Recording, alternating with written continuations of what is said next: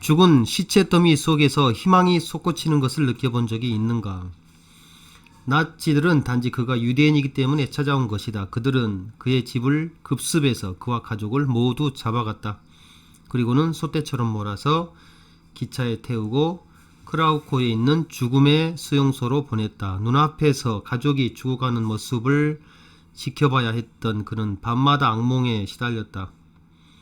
가스실에서 죽은 아들의 옷가지를 여기저기에서 보게 되는 그 끔찍한 상황을 어떻게 견뎌낼 수 있었겠는가.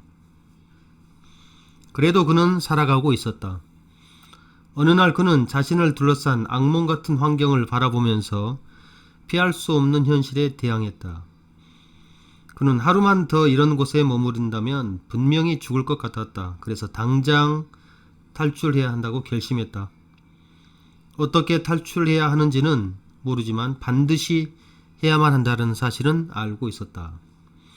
그 다음 몇 주 동안 그는 다른 포로들에게 어떻게 하면 이 끔찍한 곳을 탈출할 수 있을지 물어보았다. 하지만 그들의 대답은 항상 똑같았다.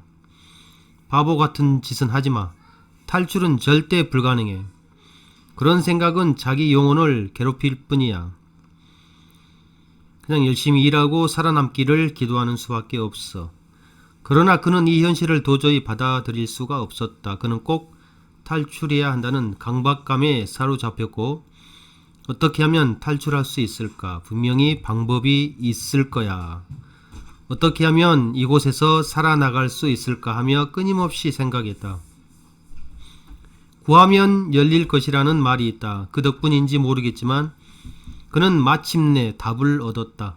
그것은 그가 너무 강렬하게 그런 질문을 했기 때문인지도 모르고 혹은 바로 지금이 그때다 라고 강한 확신을 갖고 있었기 때문인지도 모른다. 아니면 그 불타오르는 한 가지 질문에 집중적으로 계속 초점을 맞추고 있었기 때문인지도 모른다. 어쨌든 인간 정신의 위대한 힘이 그를 일깨운 것만은 분명하다. 해답은 이상한 방법으로 찾아왔다. 그것은 시체가 썩는 매우 역겨운 냄새였다. 그가 일하는 작업장에서 몇 미터 떨어지지 않는 곳에서 남녀노소를 불문하고 가스실에서 죽은 수많은 시체들이 트럭에 던져지고 있었다.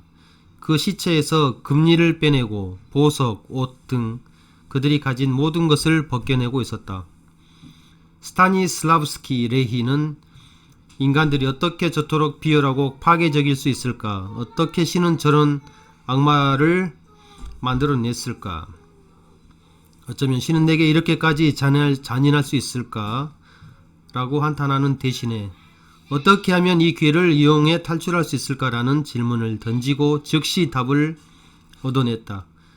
날이 저물고 인부들이 막사로 돌아갈 때 그는 트럭 뒤에 웅크리고 숨었다. 그리고 재빨리 옷을 모두 벗어 던져버리고는 아무도 눈치채지 못하게 시체 속으로 몸을 숨겼다. 그는 죽은 척하고 몸을 움직이지 않고 있었다. 그러자 잠시 후에 한 무더기의 시체가 그 위로 쏟아졌다. 시체 썩는 고약한 냄새가 진동했고 뻣뻣하게 굳은 시체들이 그를 아래 위 사방으로 둘러싸고 있었다. 하지만 그는 미동도 하지 않은 채 트럭이 출발하기만을 기다렸다. 드디어 트럭의 시동 소리가 들렸다.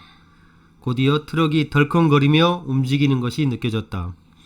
그 순간 그는 죽은 시체 더미 속에서 희망이 솟구치는 것을 느꼈다.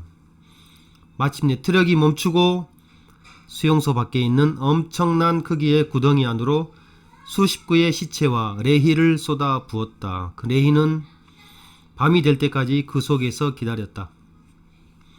레히는 주변에 사람이 없는 것을 확인한 다음 무덤에서 빠져나와 25마일을 벌거벗은 채로 달려 자유를 찾았다.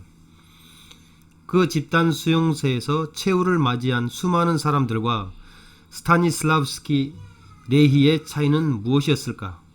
물론 거기에는 많은 요인들이 있었겠지만 한 가지 분명한 사실은 레히가 다른 질문을 했다는 것이다. 그는 답이 떠오르기를 기대하면서 끈질기게 질문했고 결국 자신의 생명을 구할 답을 머릿속에 떠올렸던 것이다. 크라우코 수용소에서 자신에게 던졌던 질문이 그에게 결단을 하게 했고 자신의 운명을 바꾸도록 행동하게 했다. 답을 얻고 결단을 내리고 행동을 하기 전에 그는 먼저 자신에게 필요한 질문을 했던 것이다.